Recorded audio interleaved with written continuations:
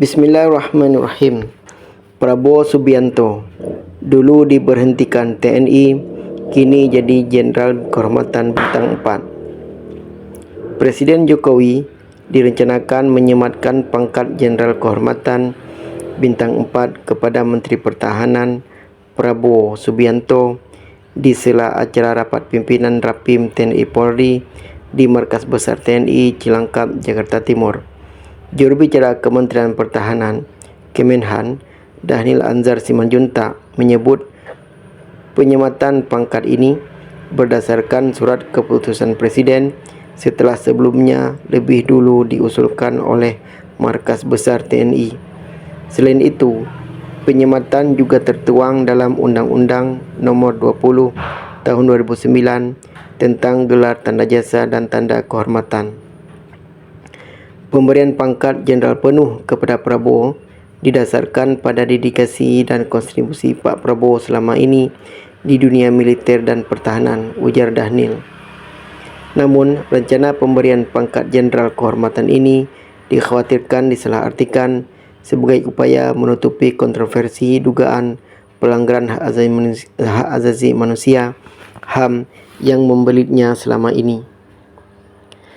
Jangan sampai pemberian pangkat kehormatan ini akan dipandang sebagai impunitas maupun upaya mencuci kontroversi masa lalu karir militer Prabowo, kata Direktur Eksekutif Amnesty International Indonesia, Usman Hamid dalam keterangannya.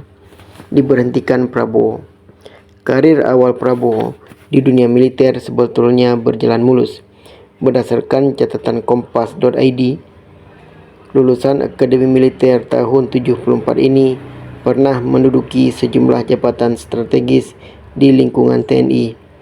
Pada 1985, Prabowo yang ketika itu baru berusia 36 dipercaya menjadi Wakil Komandan Batalion Infanteri Lintas Udara 328 Kostrad. Selanjutnya, pada tahun 1987, Prabowo dipromosikan menjadi Komandan Batalion Infanteri Lintas Udara 326 Kostrad dengan pangkat Mayor. Setelah itu, dia menjabat Kepala Staf Brigade Infanteri Lintas Udara 17 Kujang 1 Kostrad. Kemudian menjadi Komandan Grup 3 Pusat Pendidikan Pasukan Khusus dengan pangkat Letnan Kolonel. Tahun 94, Prabowo dipercaya menjabat Wakil Komandan Kopassus dengan pangkat Kolonel. Tak berapa lama kemudian, ia kembali dipromosikan menjadi Komandan Kopassus dengan pangkat Brigadir Jenderal pada tahun 1995. Prabowo tidak membutuhkan waktu lama untuk kemudian naik pangkat dengan menyandang 2 bintang di pundaknya atau Mayor Jenderal. Prabowo tidak membutuhkan waktu lama untuk kemudian naik pangkat dengan menyandang 2 bintang di pundaknya atau Mayor Jenderal. Pangkat itu disandangnya pada tahun 96 seiring dengan pemekaran Kopassus menjadi 5 grup. Prabowo pun naik menjadi Komandan Jenderal Kopassus.